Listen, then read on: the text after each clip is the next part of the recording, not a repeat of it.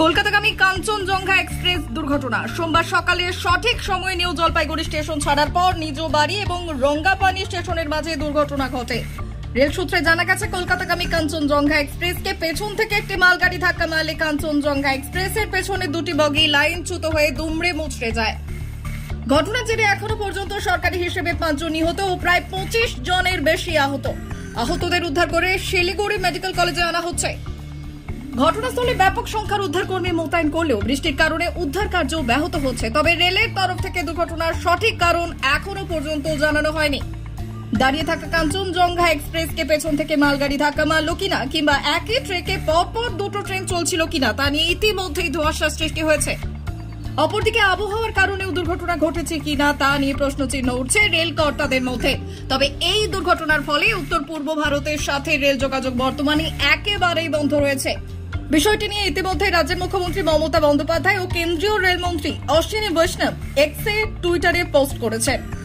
সূত্রের খবর, ঘটনাস্থল পরিদর্শনে আসতে পারেন রাজ্যের মুখ্যমন্ত্রী মমতা বন্দ্যোপাধ্যায়। পরিস্থিতি আমরা খবর পাওয়ার সাথে সাথে আমরা এখানে এসে এখানে আমরা দেখতে পারলাম যে এটা খুবই দুঃখজনক যে পরপর কিন্তু উত্তরবঙ্গে এরকম একটা ঘটনা ঘটে যাচ্ছে।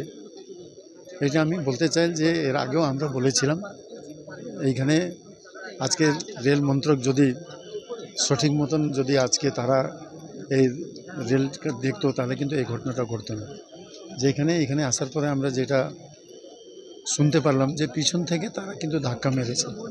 তার মানেটা হলো যে আজকে সিগন্যালের নিশ্চয়ই গাফলতি ছিল, যার ফলে কিন্তু এই অ্যাক্সিডেন্টটা করেছে।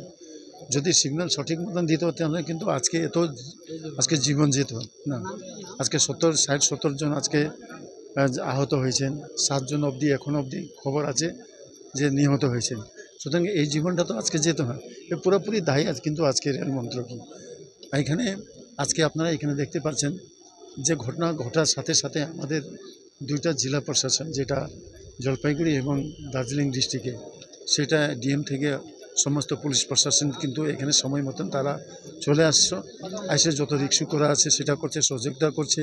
হেলথ ডিপার্টমেন্টের সময় মতন তারা এসে তাদেরকে রিক্সু করছে, যতটুকু এখান থেকে বের করার পর নিয়ে যাওয়ার জন্য তারা অ্যাম্বুলেন্সের জোগাড় করছে, তাদেরকে হসপিটালে অ্যাডমিশন করেছে। তো আজকে হেলথ ডিপার্টমেন্ট কিন্তু খুব ভালোভাবে কাজ করছে। সুতরাং সাথে সাথে মাননীয় মুখ্যমন্ত্রী বন্দ্যোপাধ্যায় এবং অভিষেক ব্যানার্জি সবসময় খবর নিচ্ছে যে কী অবস্থায় আছে, কী পর্যায়ে আছে, সেটা খোঁজ খবর নিচ্ছে। সুতরাং নিশ্চয়ই আমরা আশা করি, এখনই আমরা খবর পেলাম যে নিশ্চয়ই এই খবরের জন্য নিশ্চয়ই আমরা পূর্ণাঙ্গ দাবি জানাই, যাতে এইরকম ঘটনা ঘটে যাচ্ছে, পরপরই ঘটে যাচ্ছে, যাতে এইরকম ঘটনা আরও না ঘটে। তার জন্য নিশ্চয়ই এটা একটা ইনকোয়ারি করার দরকার আছে। ইনকোয়ারি করে যাতে একটা ব্যবস্থা নেওয়া দরকার আছে, যাতে আগামী দিন এরকম ঘটনা ঘটে না আছে। উত্তরবঙ্গ রাষ্ট্রীয় পরিবহন সংস্থা কি ব্যবস্থা নিচ্ছে? আমরা খবর পেয়েছি যে কাঞ্চনজঙ্ঘা এক্সপ্রেস শিয়ালদাগামী সেই গাড়িটি শিলিগুড়ির অদূরে রাঙাপানিতে দুর্ঘটনার কবলে পড়ে। একটি মালবাহী গাড়ির সঙ্গে ধাক্কা লেগে প্রায় 2টো বগি লাইনচ্যুত হয় এবং দুমড়ে মুচড়ে যায়।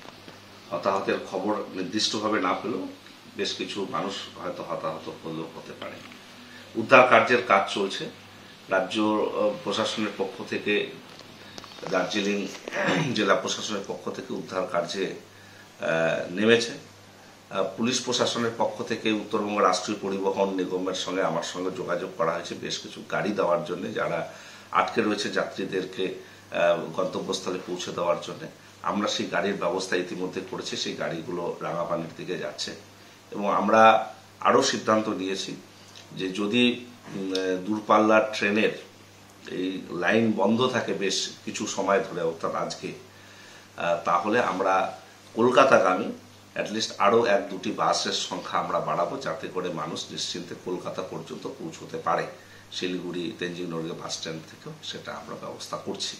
পাশাপাশি 10টি বাস আমরা রাঙাপানিতে পাঠাচ্ছি, সেখানে উদ্ধার কার্যে সহযোগিতা করবার জন্য এবং যারা যাত্রীরা আটকে রয়েছে তাদেরকে যাতে অ্যাটলিস্ট শিলিগুড়ি বা অন্য কোথাও নিয়ে আসা সম্ভব হয়, সেই কাজটা আমরা তদারকি শুরু করেছি। আমরা আশা করি যে মানুষজনকে অল্প সময়ের মধ্যে সেখান থেকে নিয়ে আসা সম্ভব হবে। देखिए, जो भी घटना घटी है बहुत ही अप्रिय घटना है और आप सब देख रहे हैं साइड में किस तेजी के साथ प्रशासन और रेलवे की टीम एनडीआरएफ एसडीआरएफ काम कर रही है। मुझे लगता है कोई भी नहीं चाहता इस तरह की घटना हो, घटना घटी, हम सबको थोड़ा पेशेंस रखने की आवश्यकता है और इस समय हम सबको चाहिए कि जो रेस्क्यू टीम लगी हुई है उसको अपना काम करने दे।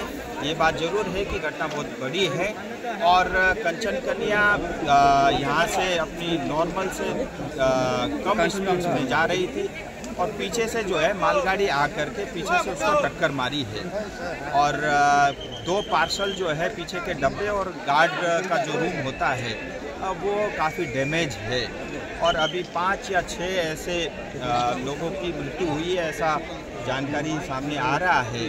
कुछ लोग अभी भी फंसे हुए हैं और कुछ लोग जो है उनको चोटें आई हैं और आप सब देख रहे हैं लगातार 2 दर्जन से ज़्यादा एम्बुलेंस की गाड़ी खड़ी है और एनडीआरएफ एसडीआरएफ अपना काम कर रही है, रेलवे की टीम और यहाँ की प्रशासन पुलिस अपना काम कर रही है। मुझे लगता है हम सबको अभी थोड़ा सा इनको ये जो रेस्क्यू का काम है कि बारिश भी हो रही है, मौसम अच्छा नहीं है, उसको काम करने दे। मुझे लगता है हम सबकी प्राथमिकता अभी यही होनी चाहिए और जो भी घटना घटी है कहीं ना कहीं लापरवाही लगती है। अब जो भी लापरवाही है नहीं है इसकी जांच होगी और जांच करके जो उचित कदम होगा वो रेलवे मिनिस्टर उसको उचित कदम उठाएगी और रेलवे मंत्री की तरफ से भी वो लगातार यहाँ पे जो संपर्क में है। उन्होंने 8:30 बजे ही सारी अपनी टीम को और सारी मेडिकल टीम को रेस्क्यू के स्थान पर उन्होंने भेज दिया था और ये अप्रिय घटना है और मेरे आप सबसे दरखास्त है कि एक बार जो काम चल रहा है उसको हम सब लोग मिलकर के चल कर रही है। राज्य सरकार भी, केंद्र सरकार भी, आप देख रहे हैं प्रशासन, पुलिस, यहाँ की एम्बुलेंस, एनडीआरएफ एसडीआरएफ, रेलवे की टीम, सब लोग मिलकर काम कर रहे हैं। इसमें किसी तरह की राजनीति हो ही नहीं सकती क्योंकि लोगों की जान जा रही है। हम सबकी प्राथमिकता है कि लोगों को हम जितना ज़्यादा से ज़्यादा लोगों को हम निकाल सके जल्द से जल्द, वो हमारी प्राथमिकता है। देखिए, अभी तक जो ध्यान में आ रहा है 5 या 6 लोगों की मृत्यु हुई है, ऐसा ध्यान। घायल कितना सर? ये संख्या बढ़ भी सकती है और कुछ लोग अभी भी अंदर फंसे हुए हैं। मुझे लगता है थोड़ा समय और लगेगा ये रेस्क्यू टीम को अपना काम पूरा करने। देखिए, अभी कुछ भी कहना ठीक नहीं है। एक बार आप सब देख रहे हैं जो स्थिति बनी हुई है, एक बार थोड़ी और जो है समय बीत जाए, जब तक जो रेस्क्यू पूरा हो उसके बाद बात करना मुझे लगता है उचित है।